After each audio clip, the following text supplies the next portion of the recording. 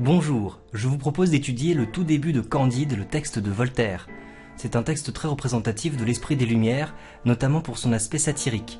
Avec notre extrait, on va avoir l'occasion d'étudier de près les procédés de l'ironie, très utilisés dans la critique sociale notamment.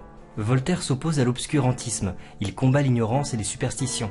Il invente le conte philosophique, un genre nouveau qui utilise les ressorts du conte à des fins philosophiques. Avec Candide, Voltaire va démonter la philosophie optimiste de Leibniz. Quelle est cette philosophie ? Pour les optimistes, la providence organise le monde le plus parfaitement possible. Le mal existe, mais c'est un mal nécessaire qui provoque toujours plus de bien par ailleurs. Voltaire résume leur thèse en disant que tout est pour le mieux dans le meilleur des mondes possibles. Pourquoi s'attaquer à la philosophie optimiste ? Voltaire estime que c'est très dangereux parce que cela nous met dans une situation de fatalisme et d'inaction face au mal. Candide est un personnage très naïf qui va être chassé de son château. Il va être obligé de découvrir le monde. Il va se rendre compte que tout n'est peut-être pas aussi parfait que le prétendent les optimistes. Ma problématique. Comment Voltaire nous amène, dans ce début de récit, à remettre en cause les évidences et à exercer notre esprit critique. Nous allons faire un commentaire linéaire, mais voici quelques axes que vous pourrez utiliser pour un commentaire composé. Comment les codes du conte sont-ils détournés pour nous faire entrevoir une réalité amère ? Comment la philosophie optimiste est-elle discréditée, notamment à travers le discours de Pangloss ? Comment Voltaire met-il en place tous les mécanismes du conte philosophique ?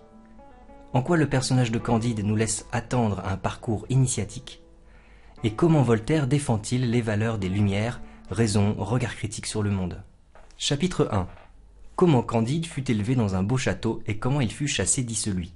Dès le titre, on sait que Candide va être chassé. Cela prépare l'ironie qui va venir, car on sait déjà que les personnages ne seront pas sympathiques et bienveillants à l'égard de Candide.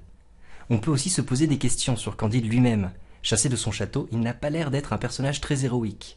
Il y avait en Westphalie, dans le château de monsieur le baron de Sondertentronckh, un jeune garçon à qui la nature avait donné les mœurs les plus douces. Sa physionomie annonçait son âme. Il avait le jugement assez droit, avec l'esprit le plus simple. C'est, je crois, pour cette raison qu'on le nommait Candide. Candide est caractérisé de façon simple et rapide, comme c'est le cas habituellement dans les contes. Candide est à la fois un nom et un caractère, il est simple d'esprit. Sa physionomie annonçait son âme. Cela renforce la dimension symbolique de ce personnage qui incarne la candeur. Mais tout de même, Voltaire dit qu'il avait le jugement assez droit, c'est-à-dire que dès le début, il a la capacité de raisonner. Cela annonce au lecteur que dans la suite de l'histoire, Candide va être amené à réfléchir. Candide vit chez un baron. Quand on est habitué aux contes traditionnels, on s'attendait plutôt à avoir un roi et une reine. Il est très rare dans les contes d'avoir les niveaux intermédiaires comme ça de la noblesse. Le récit commence à peu près comme un conte. On n'a pas le traditionnel « il était une fois », mais il y avait en Westphalie. Ce n'est pas un monde imaginaire, c'est une région réelle d'Allemagne. On est tout de suite frappé par ce nom de Sondertentronckh, qui, pour le coup, est complètement inventé. D'emblée, c'est un nom qui prête à rire. Sonder, c'est la foudre en anglais, c'est l'attribut de Jupiter, donc c'est très orgueilleux. Et l'imitation du tonnerre avec les allitérations en T est ridicule. On dirait que le nom a été inventé pour faire peur aux gens. Les anciens domestiques de la maison soupçonnaient qu'il était le fils de la sœur de monsieur le baron et d'un bon et honnête gentilhomme du voisinage que cette demoiselle ne voulut jamais épouser parce qu'il n'avait pu prouver que 71 quartiers et que le reste de son arbre généalogique avait été perdu par l'injure du temps. Ici on apprend que Candide n'a pas été reconnu par ses parents, il est donc ce qu'on appelle un bâtard. Apparemment, les anciens domestiques étaient au courant de ce secret de famille. Le mot ancien a un double sens. Soit ils sont vieux, soit ils ont été congédiés, peut-être justement pour ne pas ébruiter ce secret de famille. Ils n'avaient pu prouver que 71 quartiers. Voltaire se moque de ces contes d'apothicaires où les degrés de noblesse se calculent en quartiers. La sœur du baron a donc refusé d'épouser un gentilhomme bon et honnête parce qu'il ne justifie pas assez son arbre généalogique. Les véritables valeurs humaines ne pèsent pas lourd face au hasard de la naissance. Comme l'écrit Beaumarchais à la même époque dans Le mariage de Figaro à propos des nobles, ils se sont donné la peine de naître, rien de plus. Monsieur le baron était un des plus puissants seigneurs de la Westphalie, car son château avait une porte et des fenêtres. Sa grande salle même était ornée d'une tapisserie. Tous les chiens de ses basses-cours composaient une meute dans le besoin. Ses palefreniers étaient ses piqueurs, le vicaire du village était son grand aumônier. Ils l'appelaient tous Monseigneur et il riait quand il faisait des comptes. Vous allez voir que tous les portraits de ce passage sont des portraits à charge, c'est-à-dire qu'ils ne sont pas très flatteurs. Monsieur le baron est mis en parallèle avec Madame la baronne dans 2 paragraphes séparés. Pour lui, les titres sont très importants, il tient à ce qu'on l'appelle Monseigneur. Mais dans le même temps, on se demande en quoi il est si puissant. Son château a une porte et des fenêtres. Pas de douve, pas de donjon. Le fait de nous en dire très peu sur ce château nous donne l'impression qu'il n'y a rien dedans. On nous précise aussi qu'il y a une grande salle, et que cette grande salle est ornée d'une tapisserie. Du coup, on se demande s'il y a vraiment autre chose à l'intérieur de cette grande salle, des meubles par exemple. Nous avons donc une description en creux de ce château, avec tous les éléments qui devraient s'y retrouver et qui ne s'y retrouvent pas. Le passage nous donne d'autres preuves de la pauvreté du baron. Les palefreniers sont aussi les piqueurs, c'est-à-dire que les personnes qui s'occupent des chevaux sont les mêmes personnes qui s'occupent des chiens. Le baron fait des économies sur le personnel apparemment. Nous voyons aussi des économies sur la nourriture. La meute de chiens est dans le besoin. Elle semble donc agressive et impressionnante, mais on comprend surtout qu'elle n'est pas bien nourrie. Madame la baronne, qui pesait environ 350 livres, s'attirait par là une très grande considération et faisait les honneurs de la maison avec une dignité qui la rendait encore plus respectable. Sa fille Cunégonde, âgée de 17 ans, était haute en couleur, fraîche, grasse, appétissante. Le fils du baron paraissait en tout digne de son père. Qu'est-ce que le narrateur nous dit sur Madame la baronne? Elle pèse environ 350 livres. Voilà quelque chose de très mesurable, qui est loin d'une réelle qualité humaine, une chose non mesurable justement. Elle se contente de prendre un air digne. Nous devinons une personne laide et peu intelligente. Qu'avons-nous pour la fille Cunégonde? Elle est décrite de façon assez expéditive. Haute en couleur, fraîche, grasse, appétissante. Ce sont des adjectifs d'habitude utilisés pour la nourriture. En fait, on pourrait parler par exemple d'une volaille ou d'une dinde de cette manière. Cunégonde est déshumanisée. Le précepteur Pangloss était l'oracle de la maison, et le petit Candide écoutait ses leçons avec toute la bonne foi de son âge et de son caractère. Pangloss enseignait la métaphysico-théologo-cosmolo-nigologie. Il prouvait admirablement qu'il n'y a point d'effet sans cause, et que dans ce meilleur des mondes possibles, le château de Monseigneur le baron était le plus beau des châteaux, et Madame la meilleure des baronnes possibles.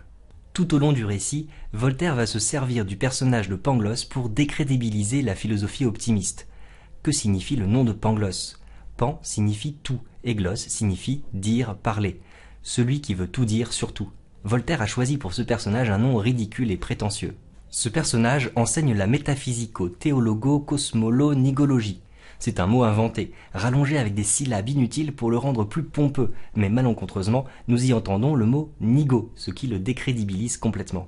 Ce Pangloss utilise tout le temps des superlatifs. Le château est le plus beau des châteaux. Madame est la meilleure des baronnes possibles. Or, on a vu dans les descriptions que cela n'était pas le cas, et pourtant, ce Pangloss est écouté tel un oracle, c'est-à-dire une autorité pratiquement divine qui va distribuer des prophéties. Pangloss prouvait admirablement qu'il n'y a point d'effet sans cause. Nous allons voir plus loin le raisonnement de Pangloss, mais déjà, il mélange tout. Le château est juxtaposé à la baronne et au meilleur des mondes possibles. Le mot « admirablement » est donc un parfait exemple d'ironie de la part de Voltaire. Mais Candide écoute tout avec la bonne foi de son âge et de son caractère. C'est typiquement ici une annonce de la suite du récit. On devine que Candide va progressivement avoir un regard critique sur le discours de Pangloss. Nous allons d'ailleurs tout de suite avoir un extrait de ce raisonnement. « Il est démontré, disait-il, que les choses ne peuvent être autrement, car tout étant fait pour une fin, tout est nécessairement pour la meilleure fin. Regardez bien que les nez ont été faits pour porter des lunettes. Aussi avons-nous des lunettes. Les jambes sont visiblement instituées pour être chaussées, et nous avons des chausses. Les pierres ont été formées pour être taillées, et pour en faire des châteaux. Aussi Monseigneur a un très beau château. Le plus grand baron de la province doit être le mieux logé, et les cochons étant faits pour être mangés, nous mangeons du porc toute l'année. Par conséquent, ceux qui ont avancé que tout est bien ont dit une sottise. Il fallait dire que tout est au mieux. » Le raisonnement de Pangloss est mis entre guillemets, c'est du discours direct. De cette manière, Voltaire nous laisse le juger par nous-mêmes, il le met à distance. Nous avons les éléments typiques d'un discours argumentatif. Il est démontré. Des connecteurs logiques, car, par conséquent, etc. Mais Pangloss va toujours inverser la cause et l'effet. Ce n'est pas le nez qui est fait pour porter des lunettes, mais évidemment l'inverse. Les lunettes sont fabriquées pour s'adapter au nez. Les phrases sont beaucoup trop longues. Pangloss va citer tous les éléments qui lui passent par la tête sans faire de vrais raisonnements. Il pense d'abord aux pierres, puis au château, puis à Monseigneur, et enfin au cochon. Et d'ailleurs, on peut se demander quel est le lien logique qui s'établit dans sa tête pour en arriver là. C'est un exemple parfait d'amphigourie, c'est-à-dire un discours qui se veut complexe, mais qui est parodique parce qu'il se complaît dans des tournures obscures. En plus, les exemples vont se rapprocher de la terre petit à petit. On a les jambes, les chausses et enfin les pierres. Métaphoriquement, c'est un discours qui se casse la figure. À la fin, il se met à critiquer les autres philosophes. Les philosophes qui ont avancé que tout est bien ont dit une sottise, il fallait dire que tout est au mieux. Non seulement c'est prétentieux, mais en plus il se trompe d'adversaire puisqu'il attaque ses confrères de la pensée optimiste. Candide écoutait attentivement et croyait innocemment, car il trouvait mademoiselle Cunégonde extrêmement belle, quoiqu'il ne prit jamais la hardiesse de le lui dire. Voltaire intervient lui-même en disant que Candide croyait innocemment. Ici, le verbe croire signifie bien se tromper. Voltaire s'adresse ainsi directement à son lecteur pour donner son avis. Candide écoutait. Le verbe écouter est utilisé à plusieurs reprises. Nous l'avons déjà vu juste avant le discours de Pangloss. C'est un leitmotiv qui indique que Candide est complètement passif. Mais Candide est aussi influencé par Cunégonde. Il croit à tout ce qu'il entend, car il trouvait mademoiselle Cunégonde extrêmement belle. Ce n'est donc pas un raisonnement, mais purement une émotion qui le rend aussi crédule. Voltaire nous montre les dangers de la philosophie optimiste. Si nous ne remettons pas les choses en question, nous restons ignorants et nous devenons facilement manipulables. Il concluait qu'après le bonheur d'être né baron de Sondertentronckh, le second degré de bonheur était d'être mademoiselle Cunégonde, le troisième, de la voir tous les jours, et le quatrième, d'entendre maître Pangloss, le plus grand philosophe de la province et par conséquent de toute la terre.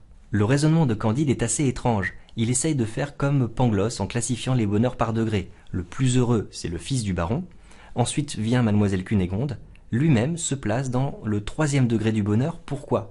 Eh bien parce qu'il peut voir mademoiselle Cunégonde et écouter maître Pangloss. Sa situation de dépendance est totale. On comprend aussi que Candide manque surtout d'expérience. Pour lui, le plus grand philosophe de la province, c'est aussi le plus grand philosophe de toute la terre. En réalité, il n'a jamais vu que sa province. Il fait donc naturellement une généralité. Mais comme le titre nous a révélé qu'il serait chassé de son château, nous devinons qu'il sera obligé de voir d'autres choses que sa province. Ainsi, l'intrigue est déjà mise en place dès le premier chapitre. Ce sont les différentes discordances entre ce qui est dit et l'ironie de l'auteur qui nous amènent à attendre avec impatience le moment où les illusions pourront enfin tomber. La croyance que tout est pour le mieux est disqualifiée par la dimension extrêmement satirique du texte. Ma conclusion. Dans notre texte, nous trouvons des aspects merveilleux propres au conte. Le baron est puissant, madame est la meilleure baronne, Cunégonde est très belle. Mais l'émerveillement, qui n'est pas remis en question d'habitude dans le conte, sera ici très fortement questionné. Vous avez vu qu'en analysant le style de l'auteur, on trouve plein de signes d'ironie qui nous permettent de découvrir ce qui se cache derrière les apparences. De cette manière, Voltaire nous invite à mener une réflexion. Il nous met sur le chemin de la philosophie. Ce récit est bien un conte philosophique. Nous découvrons alors un personnage qui va commencer un parcours initiatique. On se demande comment Candide va bien pouvoir sortir de sa crédulité. Cette attente va créer un véritable suspense. Nous sommes embarqués dans ce conte et nous avons envie d'en lire la suite. N'hésitez pas à vous abonner à la chaîne YouTube, vous verrez que je réalise très régulièrement de nouvelles vidéos sur des textes variés. J'ai aussi un fil Twitter sur lequel je partage plein de choses, des sites de révision dans différentes matières, des applications pédagogiques, des jeux sérieux, etc. Si vous travaillez sur d'autres chapitres de Candide, l'enrôlement dans l'armée bulgare, la boucherie héroïque, le nègre de Suriname, rendez-vous sur mediaclass.fr. Au revoir.